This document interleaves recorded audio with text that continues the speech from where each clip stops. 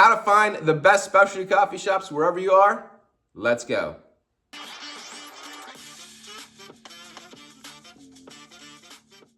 Hey guys, welcome to Coffeeshop Vibes, the show where we try to enhance your specialty coffee shop experience. But what type of experience can you have if you can't even find a specialty coffee shop? Hey guys, I'm Mike. Welcome to Ispirare Coffee. Of course, my wife and I, we took our love of coffee and our passion for our community, and we started Ispirare Coffee Company, and then we opened Ispirare Coffeehouse. We've tried coffees from around the country, every state, craft specialty roasters, and every time we travel, just like this weekend in New York City, we visit a handful of specialty coffee shops. And I'm going to share with you in 3 minutes or less, really, my tips on how to find great coffee wherever you are, whether you're in New York City or Reading, PA, or Kittanning, PA, or somewhere in Washington. Let's go. Since everybody in the world is walking around with a smartphone, the simplest way to do this is simply Google or put in Apple Maps this phrase, specialty coffee shops. Sometimes you want to use a city. Sometimes you can use near me if you're in a big city, a small town. I just did this. I don't know why I'm hooked on Reading, but specialty coffee shops in Reading, PA. It gives me a list, and then it also tells me the ratings.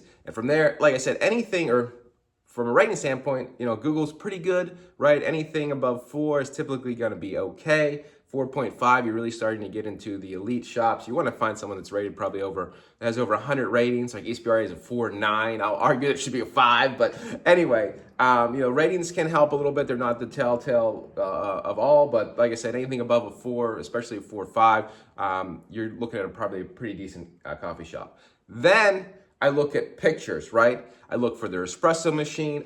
Do they have photos of latte art and just the overall vibe within the shop. Again, specialty coffee shops, just Google that or put that in your Apple Maps and it will pull those up near you. Hey, I'm going to interrupt my own video, and I just wanted to say on behalf of probably all the small specialty coffee shops out there, thank you for searching. I know there's a lot of great people who work for big brands, international companies, but it seems from my standpoint, being in this industry now for quite a long time, the small shops, even a small shop like ours here in Kittanning, we work with almost 60 other small businesses over the course of the year. So it really helps invest in the community. So thank you for searching for independent, small, specialty coffee shops. Now back to the video.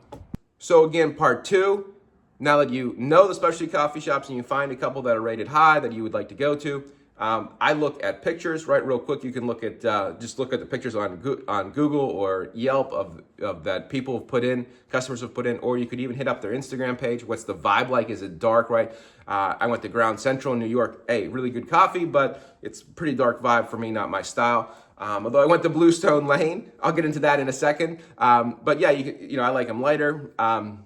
More airy coffee shops, whatever. It might depend on the occasion. Is it a work meeting? Is it a date, etc.? Is it just to grab an espresso? Whatever it may be, keep that in mind.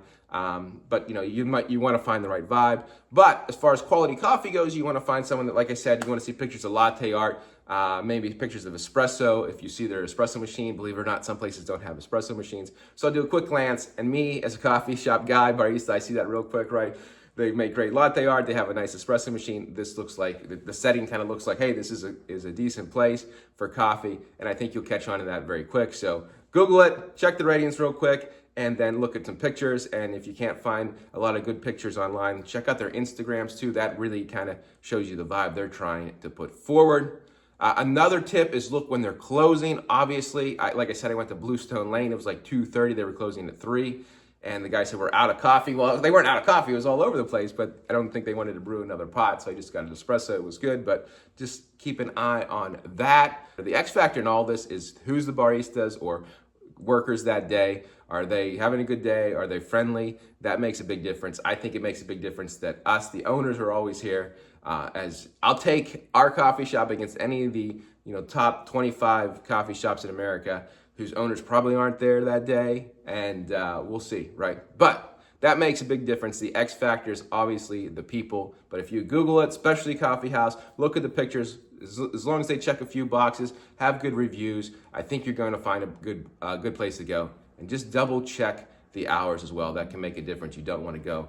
Sometimes you don't want to go like 30 minutes prior to closing because they might be out of stuff, or their coffee might be stale, or they might simply be not brewing coffee, as an insider tip as well. All right, guys, hopefully you found that helpful. If you have any other tips for finding good, especially coffee shops, Instagram is a great place as well. Let me know, put them in the comments. We'll talk to you soon, guys. Live inspired.